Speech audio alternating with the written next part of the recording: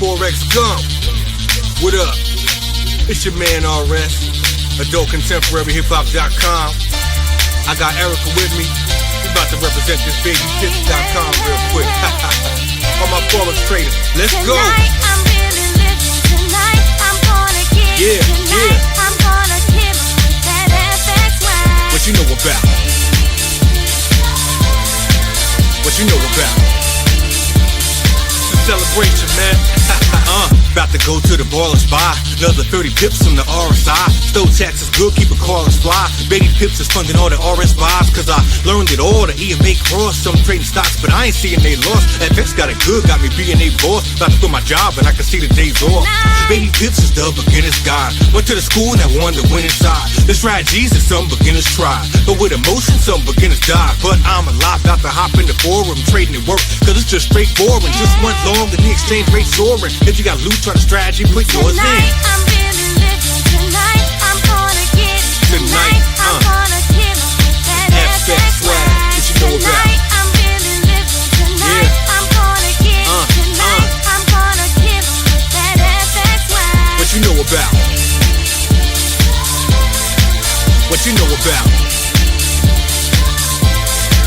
What you know about, baby, baby, baby Pips, baby, baby, baby Pips, baby, baby, baby Pips, baby, baby, baby Pips, let Baby Pips lead the way. 5 and 10 cross on the EMA. Sleeping in late, you should see the pay. Nice popping bottles of that E&J. They got everything that you need to play, but you gotta plan your trades every D away. Hit a stop loss of 2, but you Iugoslávia, anos 1940.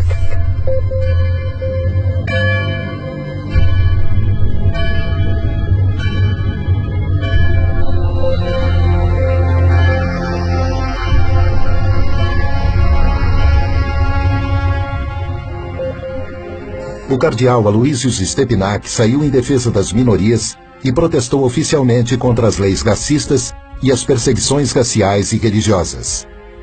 Foi levado a julgamento e foi condenado. A defesa dele teve 6 dias entre a acusação e o julgamento para preparar o caso. O tribunal restringiu suas testemunhas e excluiu documentos que provavam sua inocência. África do Sul, anos 1960.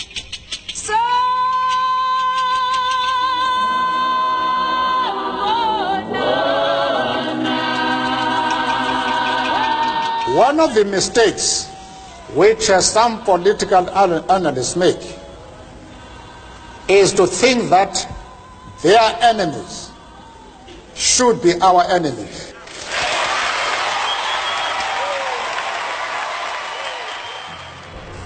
Nelson Mandela, líder do movimento contra o apartheid, regime que segregava os negros no país, foi eleito inimigo pelo governo branco.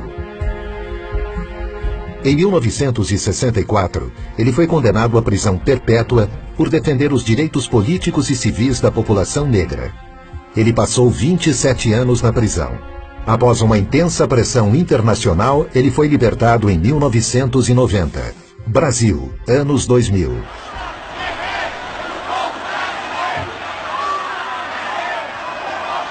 E é com essa força que nós vamos virar o jogo e vamos trazer a democracia de volta para esse país e vamos fazer com que o povo pobre desse país, a classe média e os pequenos empresários voltem a acreditar nesse país. Ao me eleger presidente da República, o Brasil deixou claro que havia decidido trilhar um novo caminho.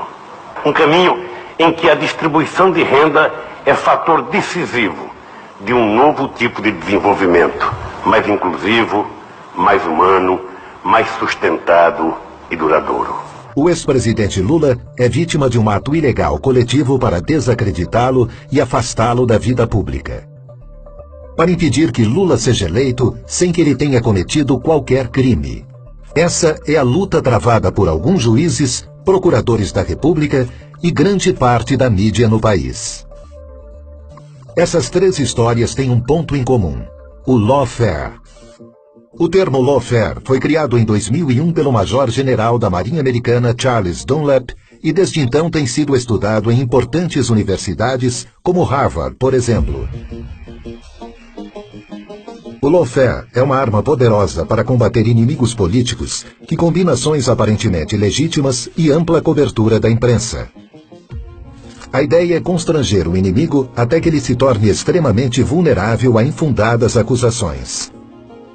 Uma vez enfraquecidos, eles perdem todo o apoio popular e qualquer poder de reação. Com o objetivo de arruinar alguém, o lawfare usa as seguintes estratégias: o abuso das leis vigentes para deslegitimar e prejudicar a imagem pública do adversário, uso do processo legal para cercear sua liberdade, intimidá-lo, silenciá-lo, influenciar negativamente a opinião pública para antecipar a sentença condenatória e cercear o amplo direito a uma defesa imparcial, pressionar agentes públicos e promover retaliações contra políticos para obstruir os mecanismos legais de defesa, manipulação estratégica de uma causa falsa, tentativa de intimidar advogados de defesa. Uma guerra com um ataque pensado minuciosamente em 3 dimensões. A primeira dimensão é geográfica. Aqueles que estão atacando escolhem o campo de batalha mais vantajoso. O embate se dá na vara ou no tribunal que melhor atender ao objetivo de acabar com seu opositor. A segunda dimensão é a escolha de uma lei especificamente moldada para aquela guerra. A terceira dimensão consiste em externalidades. Um papel desempenhado principalmente pela mídia que cria uma sensação de presunção de culpa.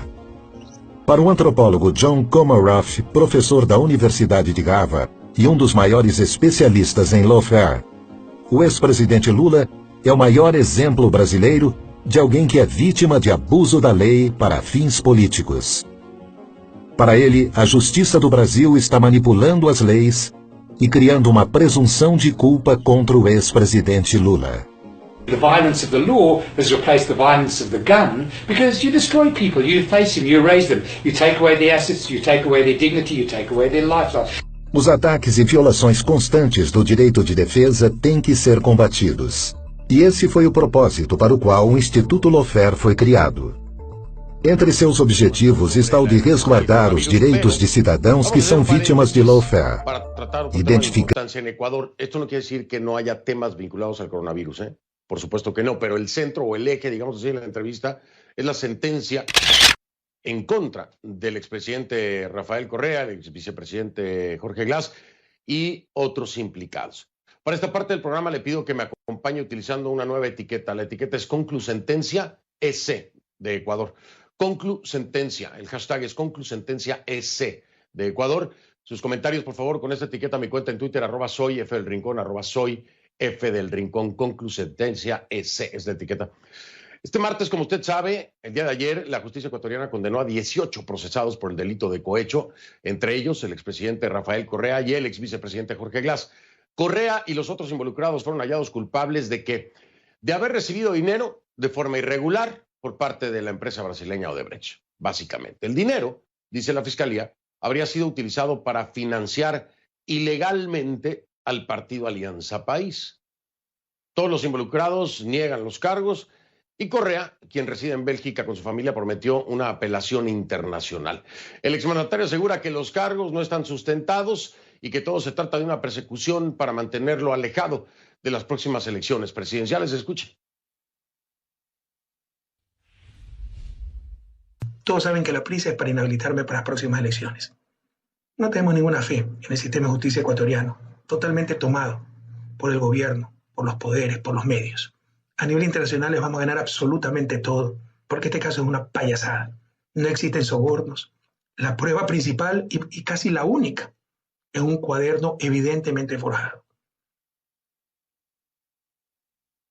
Como reparación integral al Estado, la Corte ecuatoriana impuso otros castigos sobre Correa y los otros condenados. Primero, deberán publicar la sentencia en 3 diarios de circulación nacional, pedir disculpas públicas y también se ordenó la confiscación de sus bienes inmuebles. A esto, claro, se suma la colocación, escuche usted, de una placa en la presidencia de la República del Ecuador que leerá que los recursos públicos siempre se deberán administrar honradamente y con apego irrestricto a la ley. Por supuesto que también, y esto es por lo que hace referencia Correa, precisamente, es que hay una limitación de participación en la vida política ecuatoriana.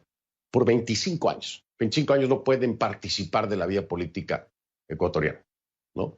Eso es lo que se ha determinado. Vamos a hablar sobre este tema con una protagonista.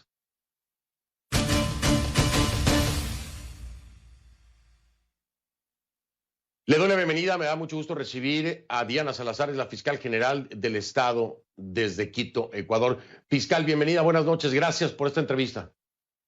Buenas noches, Fernando, muchas gracias por la invitación.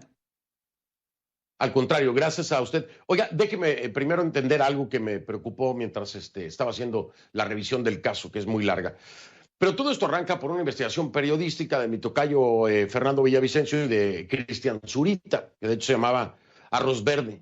Y entonces me pregunté yo, ¿y qué pasaba con la justicia ecuatoriana entonces? Es decir, si no hubiera existido ese trabajo periodístico, ¿hoy no estaría usted hablándome de esta decisión histórica?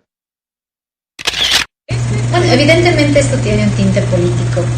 A mí esa cuestión no me puede obnubilar en el tema de que yo tengo que presentar mi informe lo más pegado a los hechos. Claro, lo que no quisiera que usted la presione diciendo, usted dice, bueno, Mera no tiene nada, no le nada. Sí, pero ponle algo para que salga algo. Dile que era un hombre poderoso. No, señor, no. Me doy cuenta que es muy político el asunto y mi informe por lo menos no va a tener tintes políticos. Yo voy a reportar lo que encuentro, lo que ustedes me han dicho. La de los autores, incorporando en ella a los autores por instigación, que son los señores Correa y Glass, los autores directos, que son los contratistas, y los otros coautores, que son los otros funcionarios públicos. En número total de 18. Entonces, lo que ha hecho es establecer dos categorías, 18 autores que tendrán que pagar cada uno $778,000. Y las otras dos personas, en calidad de cómplices, que son, entonces, como he dicho, el señor Alberto Hidalgo y la señora Laura Terán, tendrán que asumir $368,000 cada uno. La forma como se condena al presidente Rafael Correa y al señor Jorge Glass es la de autores instigadores. Estos dos personajes tienen lo que se conoce como una influencia cognitiva y volitiva sobre todos los demás miembros de esta red. De modo que el hecho de que los señores Correa y Glass no hayan sido las personas que directamente negociaban los sobornos o los contratos, no deja de hacerles a ellos autores del delito. Ahora, en el derecho penal del Ecuador... Jueces vinculados a una determinada parcialidad política, testigos poco fiables, ausencia de pruebas, implicación partidista de los grandes medios de comunicación y condena decidida de antemano. Seguro que la historia les suena conocida, pero a lo mejor no sabían que tiene nombre. Se denomina lawfare, guerra jurídica en castellano, y parece que se ha puesto de moda en Latinoamérica. El término lawfare empezó a rodar con fuerza en las redes sociales esta semana por el mediático caso del vicepresidente ecuatoriano Jorge Glass, acusado de corrupción y condenado a 6 años de prisión, con un código penal anterior al vigente, sin pruebas materiales y basándose exclusivamente en la confesión de otro acusado, que fue absuelto de toda culpa precisamente gracias a su testimonio. Para muchos ecuatorianos, todo esto no ha sido más que un juicio político disfrazado, debido a la cercanía del vicepresidente Jorge Glass al exmandatario Rafael Correa, actualmente enfrentado al presidente Lenín Moreno. Pero el lawfare no solo está en boca de los ecuatorianos, también se ha sumado al debate político en otros lugares de Latinoamérica, como Argentina o Brasil. Reorganización del aparato judicial primero, acusaciones con mucho impacto y poco sustento después, y lo más importante, una prensa que tome partido activamente en la causa. Infames traidores a la patria. É Lula o chefão do maior esquema corrupto da história da humanidade. Termine o no en condena firme, esta guerra judicial casi siempre logra la aniquilación política del adversario. Los paralelismos entre la teoría del lawfare y la realidad político-judicial actual en varios países latinoamericanos son señalados por cada vez más gente, así como la paradoja de que quienes están enfrentando estos juicios son los mismos exmandatarios que eran acusados por los grandes medios de politizar la justicia cuando estaban en el poder, por los grandes medios y por quienes ahora ocupan sus cargos.